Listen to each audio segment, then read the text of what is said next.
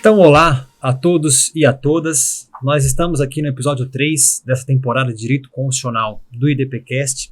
O nosso tema de hoje é o presidencialismo no Brasil. É hora de mudar? O IDPcast é uma produção acadêmico-audiovisual do Instituto Brasileiro de Ensino, Desenvolvimento e Pesquisa. E nesses episódios, nós estamos conversando com professores e professoras sobre os novos rumos do direito constitucional no Brasil e no mundo, passando por temas clássicos como a proteção dos direitos fundamentais e jurisdição constitucional, bem como novas questões trazidas pelo desenvolvimento tecnológico e digital das sociedades contemporâneas. Eu sou o Victor Marcel Pinheiro, sou professor de DP de Direito Constitucional, advogado e consultor legislativo e sou o host desse podcast. No encontro de hoje, nós debateremos a atual situação do sistema de governo presidencialista no Brasil e uma proposta de mudança para um sistema semipresidencial.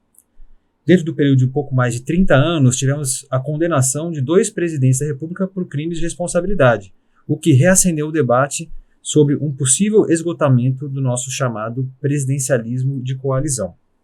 Nós temos aqui para debater esse tema a grande honra de receber o professor e deputado federal Henrique Missassi, do Estado de São Paulo.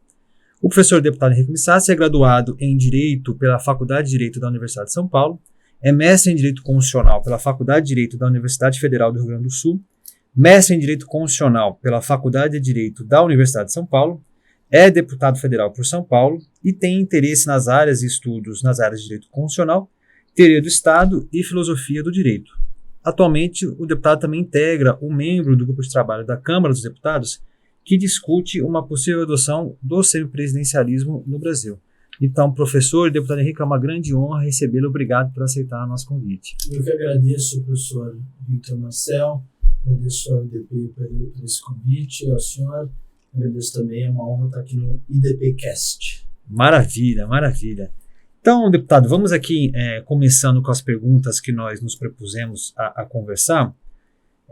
Já há uma certa expressão, o presidencialismo de coalizão, foi cunhada aí pelo Sérgio Abranches, para designar um pouco nossa relação entre executivo e legislativo, perdão. E eu gostaria de saber, na sua visão como acadêmico, como profissional, como parlamentar, como o senhor avalia essa questão dessa relação executivo-legislativo nessa chave de presidencialismo de coalizão no Brasil hoje?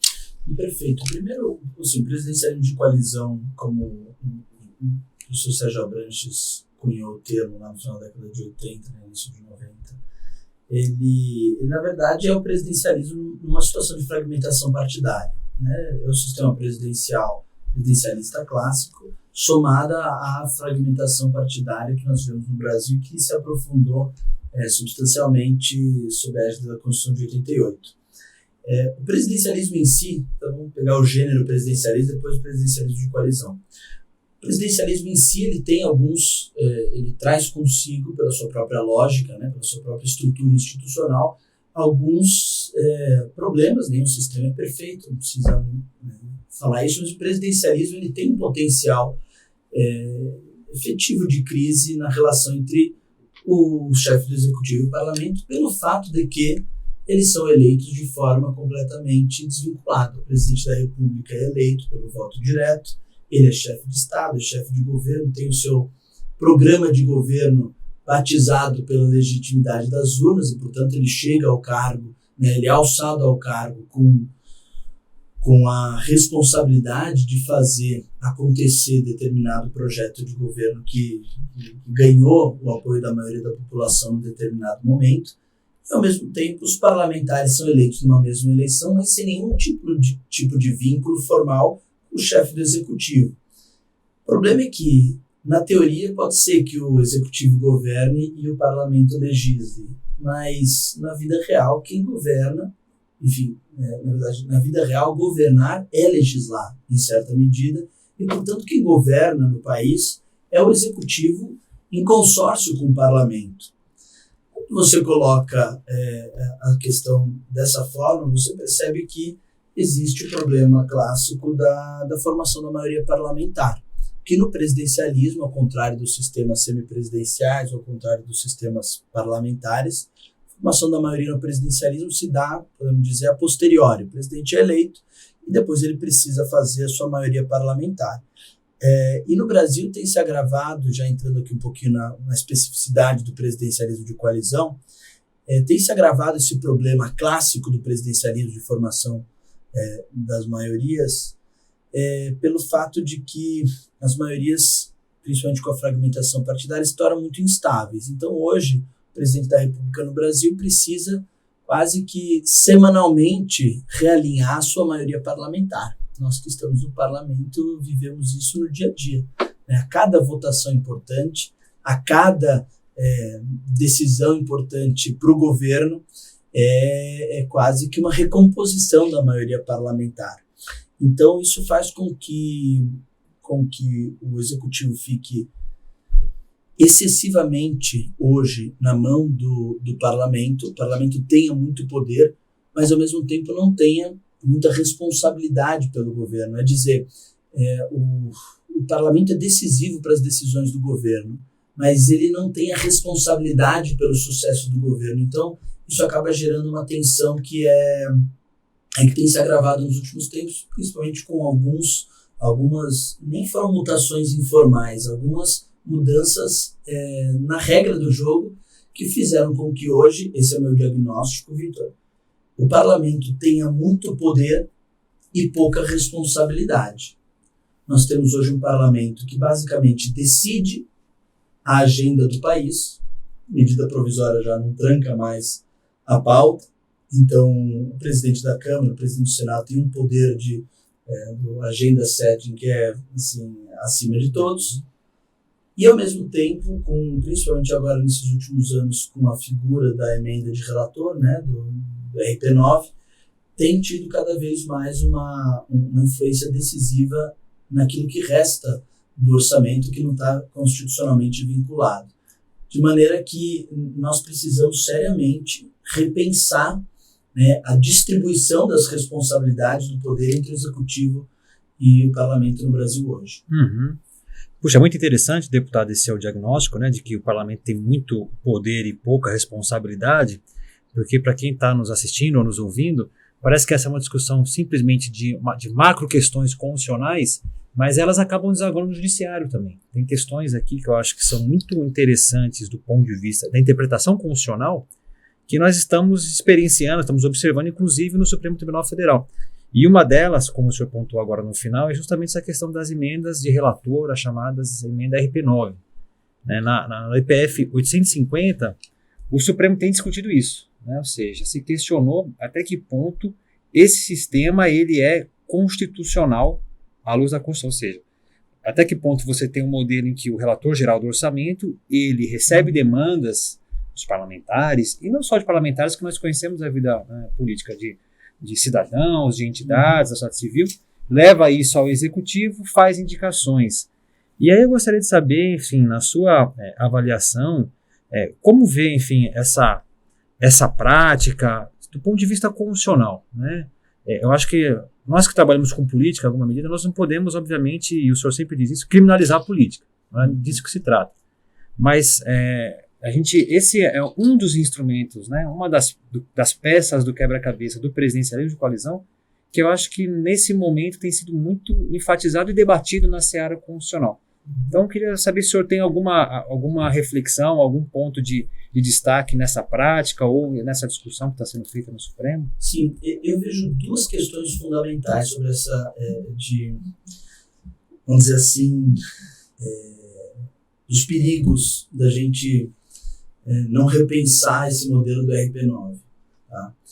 Só para a gente colocar tudo na mesma página, é aquilo que você disse. Hoje, o relator geral do orçamento, que no fundo é indicado, quem tem a prerrogativa de conduzir a negociação para definir o relator geral do orçamento é o presidente da Câmara em geral. E hoje em dia, né, nesse orçamento que está em vigor, que vai ser debatido para o ano que vem, o relator geral do orçamento, ele tem, no caso desse ano, são mais de 30 bilhões de reais para destinar, literalmente, a seu bel prazer, respondendo às demandas que lhe chegam de parlamentares e de entidades da sociedade civil. O orçamento brasileiro já é muito engessado, todo mundo sabe disso, mais de 90% é despesa obrigatória, o que significa o seguinte: não importa se é Lula ou se é Bolsonaro, não importa se é X ou Y, mais de 90% da destinação dos recursos já está definida. essa é uma outra questão que o nosso professor Roger Stifman Leal sempre toca muito, professor da USP, né, nosso amigo e mestre. O professor Roger também aponta as fragilidades democráticas de um orçamento excessivamente engessado, né? Justamente por isso. Mas o que acontece? O pouco que resta de despesa discricionária para que o governante da vez possa direcionar de acordo com o seu programa de governo, ele foi basicamente capturado na sua maioria por essa rubrica do RP9. Então o parlamento se apossou da destinação, usa-se muito esse termo, sem ser pejorativo, a distribuição paroquial desses recursos, né?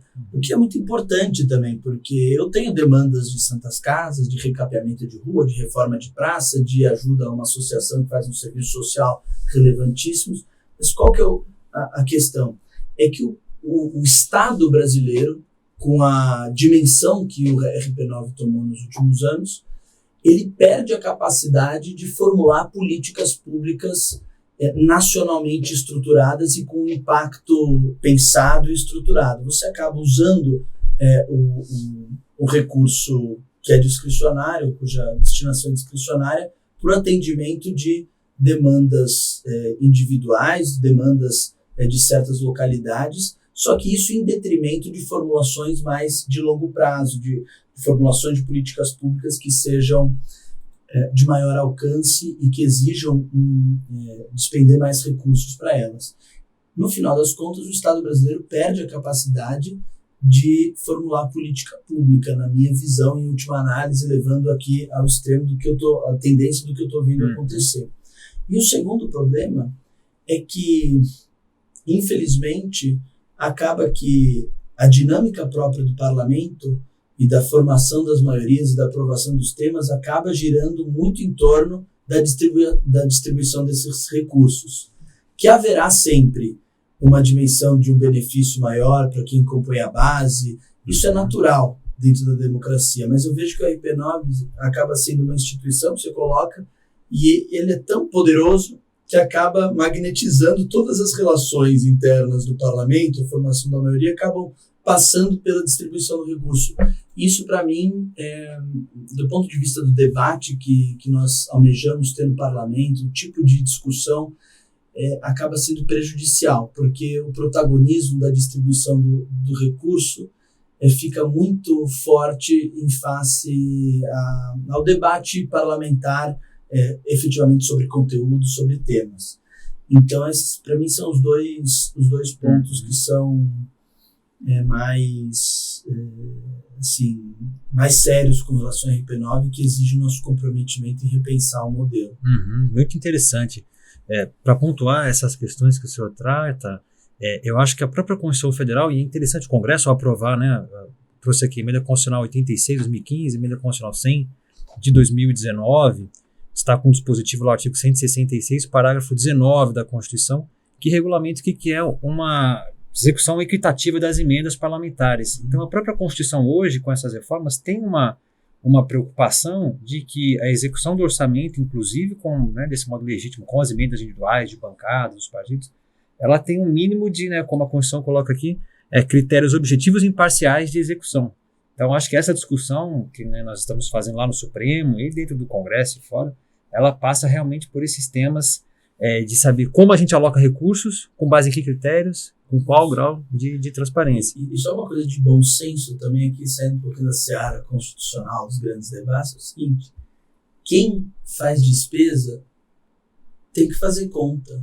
Hoje em dia o parlamento está determinando despesas, mas ele, como não tem uma responsabilidade pelo governo, ele não tem muita responsabilidade de fazer conta. Essa é uma das grandes vantagens do semipresidencialismo, ou seja, você trazer o parlamento, ou a maioria, para uma responsabilidade governativa, porque aí você precisa começar a fazer conta, você precisa começar a tomar decisões de alocação de recursos que sempre são renúncias também.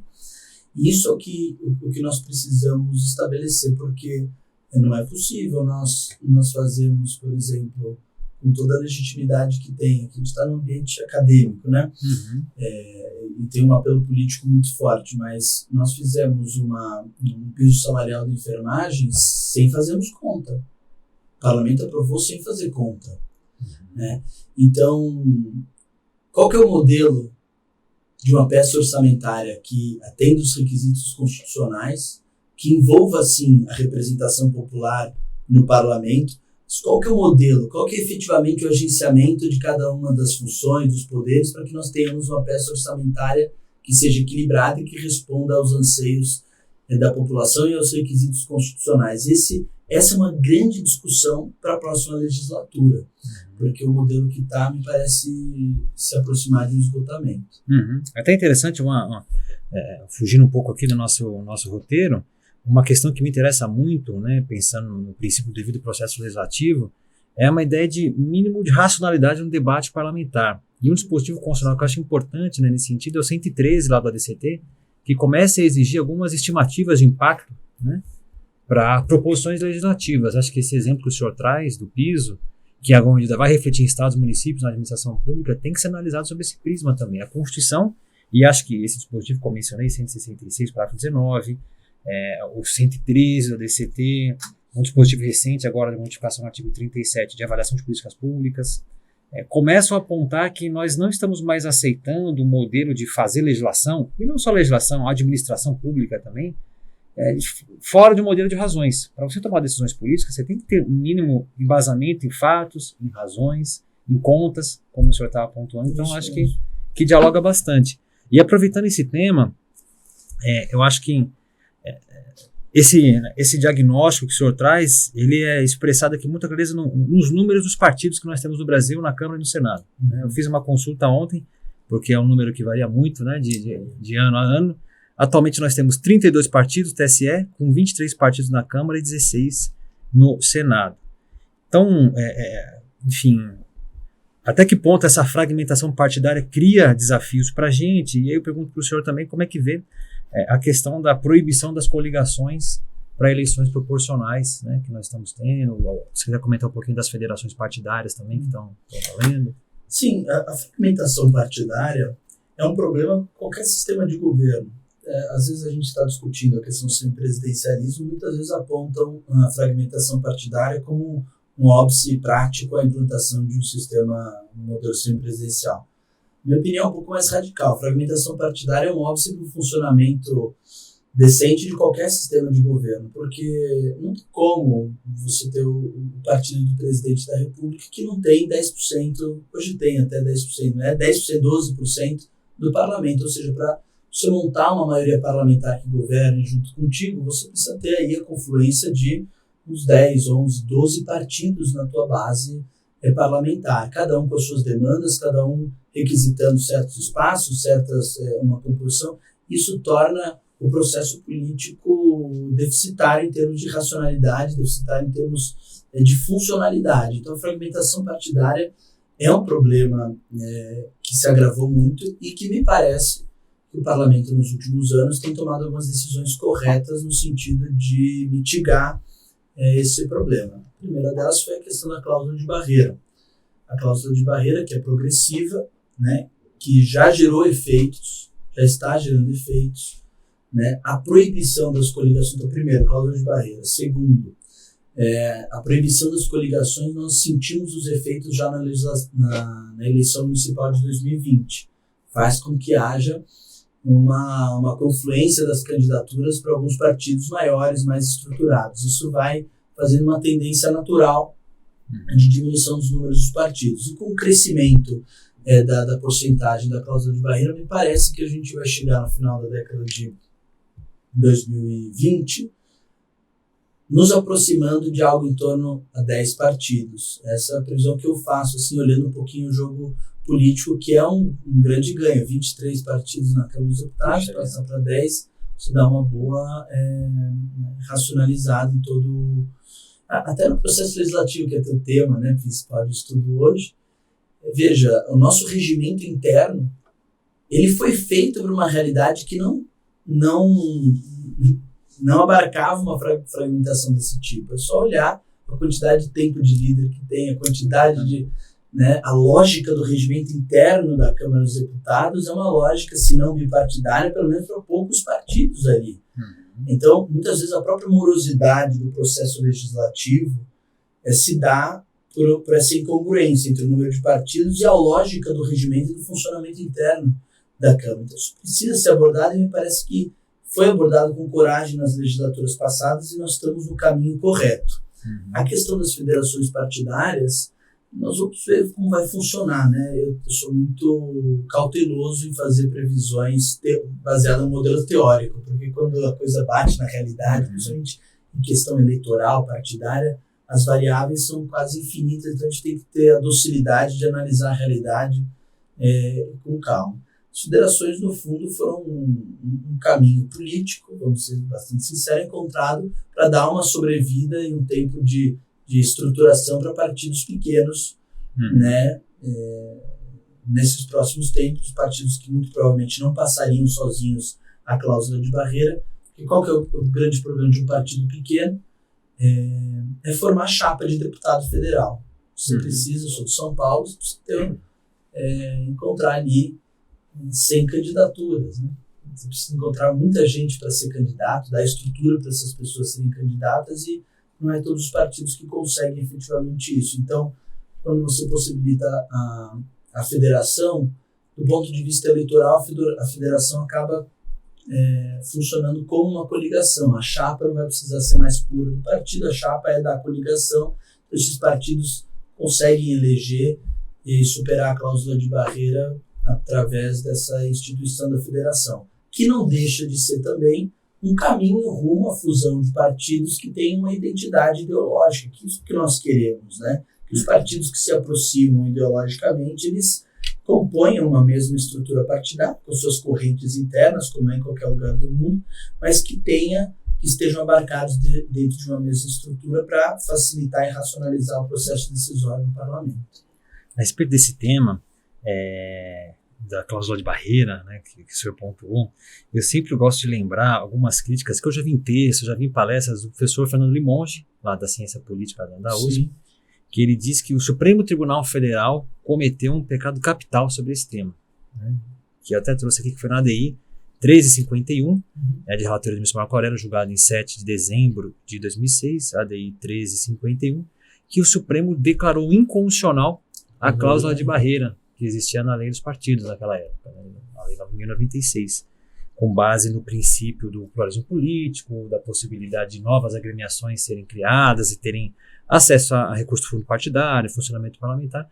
E nós percebemos que, né, desde essa decisão, houve uma verdadeira, né, sempre desde a Constituição de 88, mas cada vez mais uma expansão do número de partidos, seja registrados no TSE, seja com expressão na Câmara e no Senado. Então eu vejo também nesse sentido que agora com a recente emenda constitucional 97 de 2017, que proibiu as coligações, que reinstituiu a cláusula de barreira, nós estamos ainda tentando contornar em alguma medida esse entendimento que o Supremo hoje nem mais adota, né? Nem mais adota. Porque viu os efeitos. Nós passamos 10 anos de uma proliferação absurda de partidos políticos, né? Então é bom que o Supremo faça uma autocrítica nesse sentido. Foi uma decisão equivocada e que está dando trabalho para reverter, porque você, uma vez que faz, são muitas estruturas, e aí quando você tem muitos partidos, a pressão para aumentar fundo partidário, fundo eleitoral, vai crescendo, vai se tornando irresistível dentro do parlamento. Então, uma decisão tem, às vezes, consequências que não são previstas, né? Mas é bom que a gente faça, o Legislativo tome o protagonismo disso e o Supremo tenha a prudência de mudar seu entendimento. Se não me engano, o fundamento da decisão era por uma questão de liberdade, né? De pluralismo político. E, enfim, o pluralismo político pode conviver com maior racionalidade da estruturação dos partidos. Com certeza. Um outro tema conexo também, a questão do nosso presidencialismo e da proposta, né, do semipresidencialismo, é inevitavelmente o processo modelo de apreciação e julgamento dos crimes de responsabilidade. Perfeito. Né? Acho que nós, enfim, no Brasil temos uma experiência, né, recente, né, nesses pouco mais de 30 anos de Constituição, tivemos 2 presidentes condenados por crimes de responsabilidade.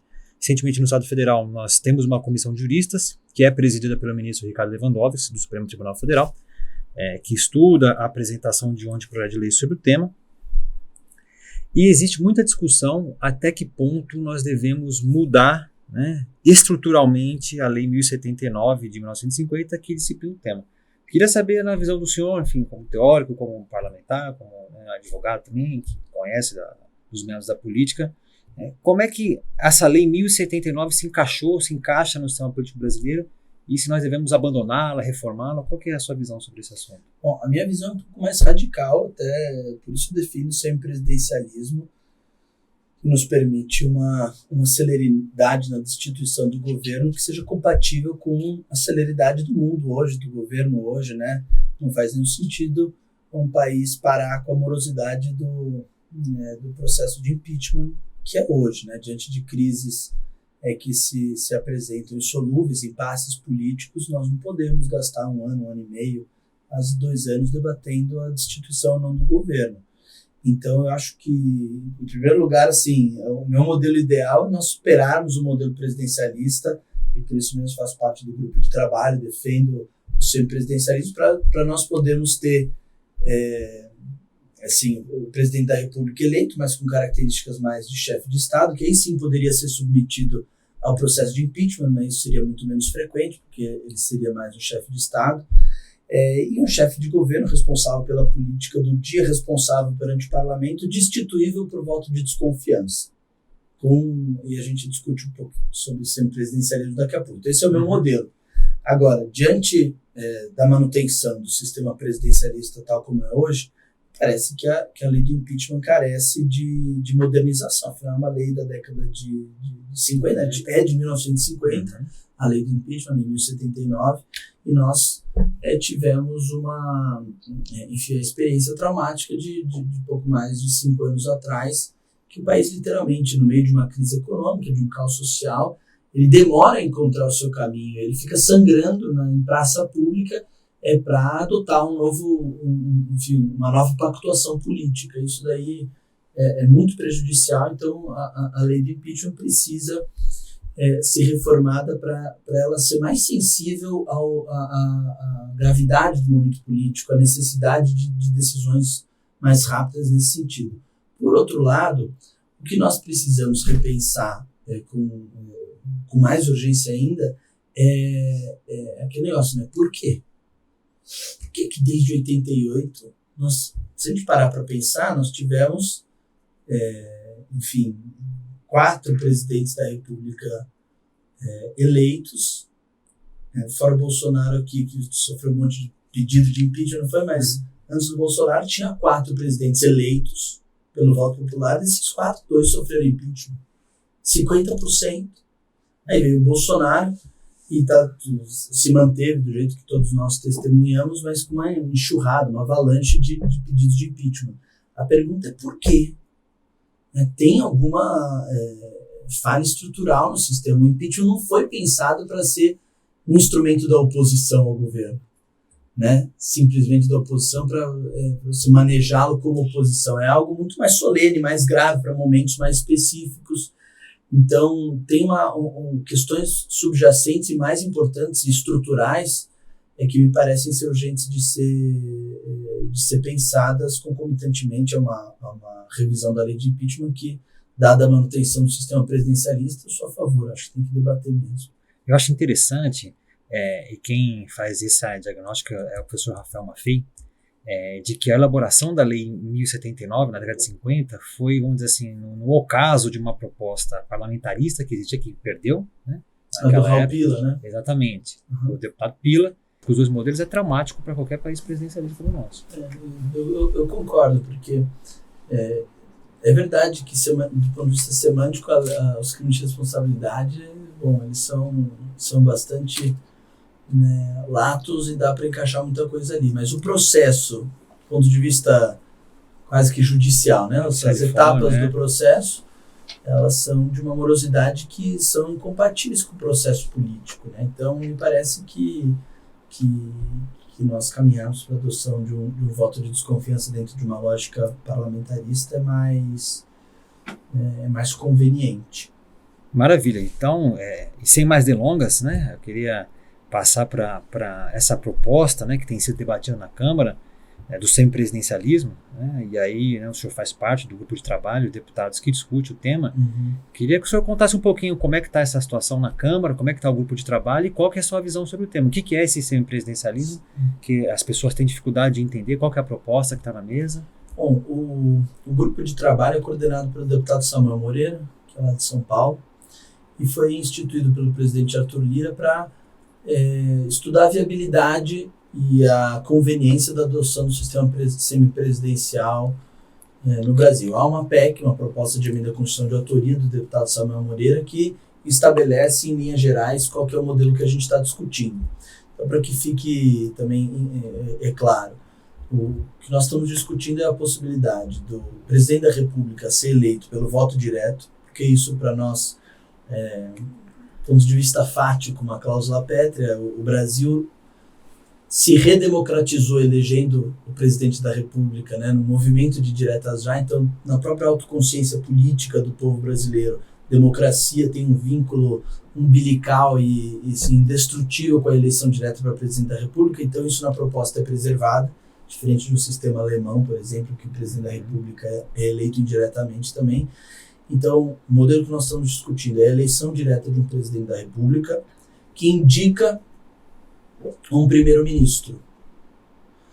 Esse primeiro-ministro precisa ser homologado, ratificado pela Câmara dos Deputados, pelo Congresso Nacional, e essa ratificação se dá em torno da formação de um contrato de coalizão.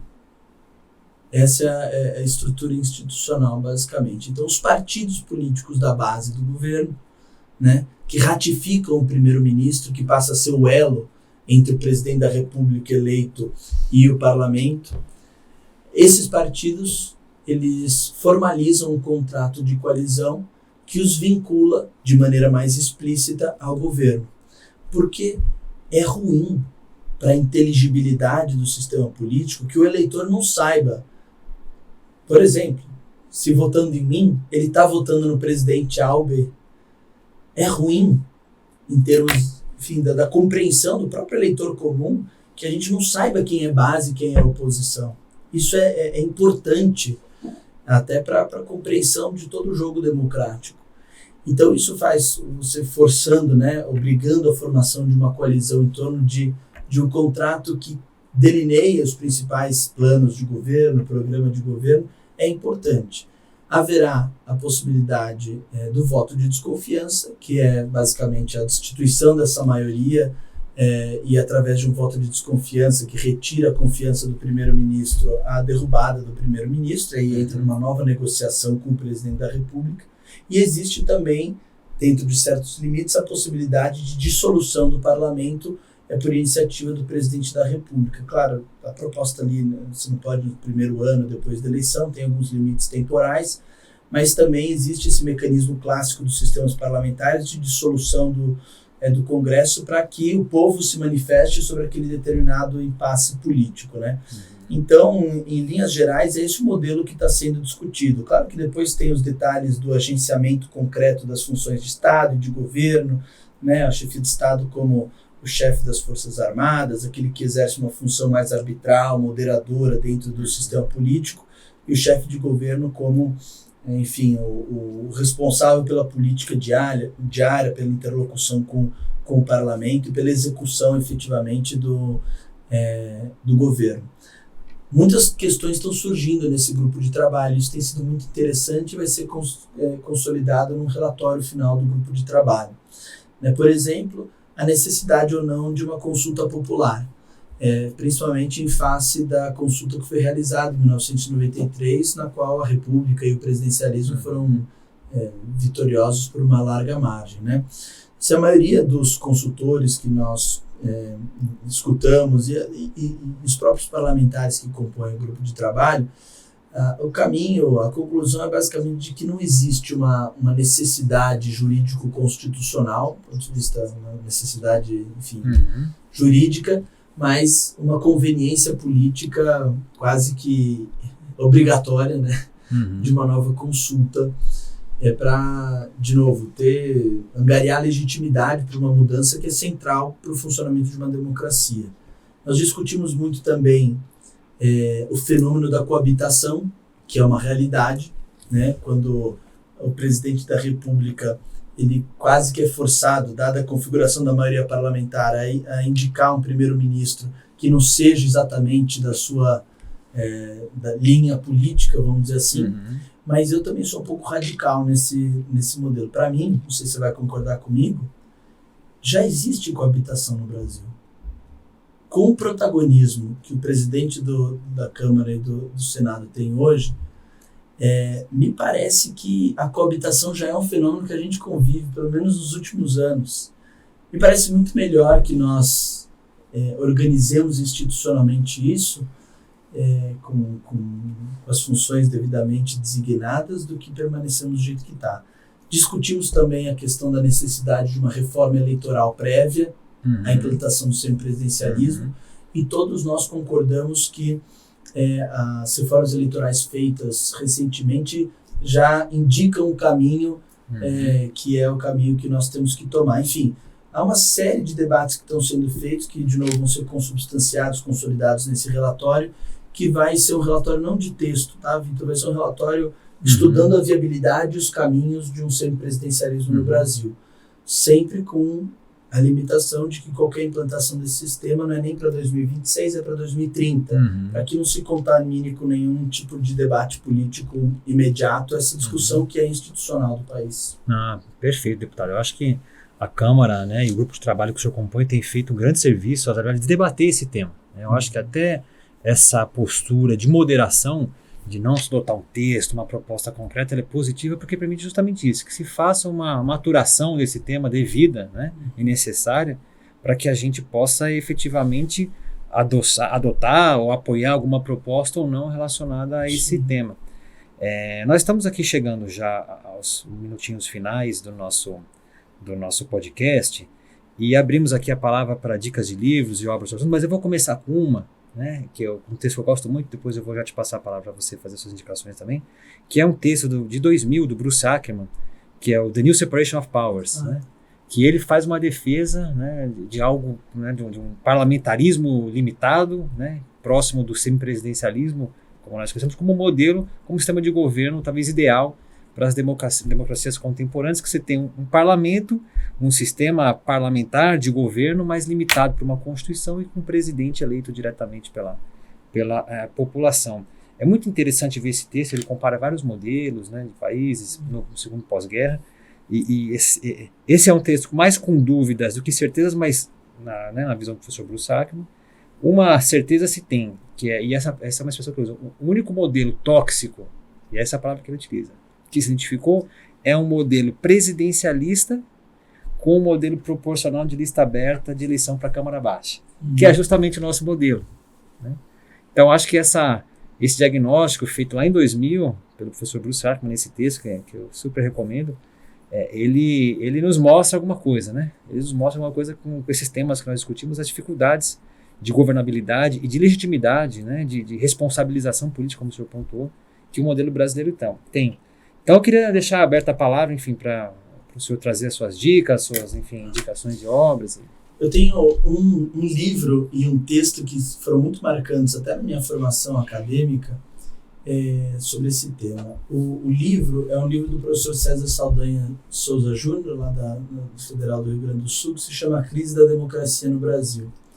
É a dissertação de mestrado do professor César Saldanha na década de 70 na USP, orientação do professor Manuel Gonçalves Ferreira Filho.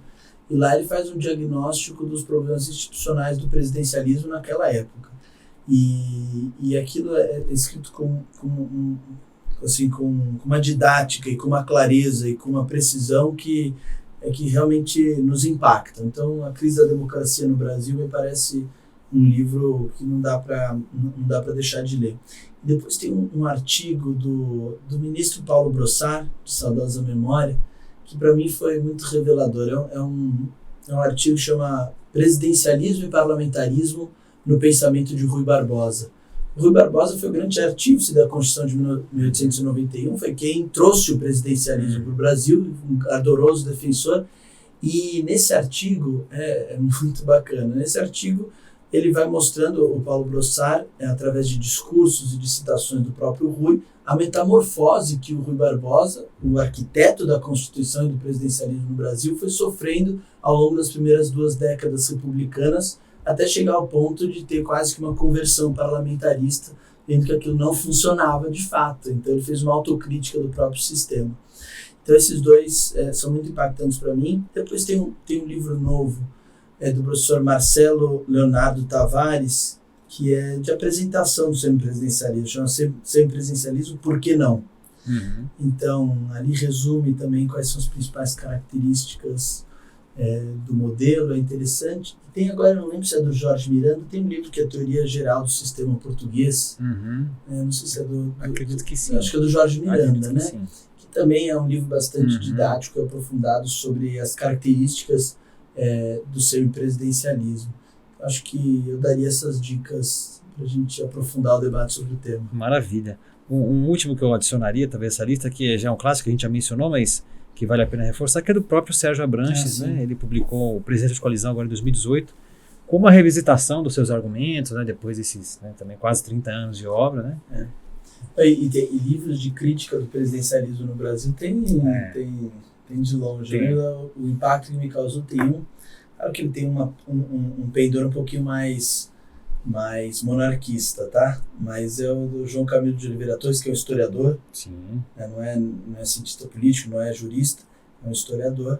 Mas ele tem um livro que chama Presidencialismo no Brasil, que ele faz quase que uma exumação do presidencialismo no Brasil. Vai tratando tema por tema e vai mostrando como os problemas estruturais do presidencialismo, eles, que a gente abordou um pouquinho aqui, eles são os mesmos, mudando o que precisa ser mudado, no início da República, na crise da década de 50, da novembrada de 50 até hoje. Assim, estruturalmente, são problemas que fazem parte da própria lógica do sistema presidencial. Problemas que podem ser mitigados pela qualidade do governante, pela habilidade do governante, mas que estão sempre ali como geradores de crises e de impasses, e são esses problemas que nós precisamos abordar com coragem, eu acho. Maravilha. Professor, deputado Henrico, queria agradecer enormemente a sua presença, seu tempo, seu interesse. A casa aqui no IDP está sempre aberta quando você puder retornar.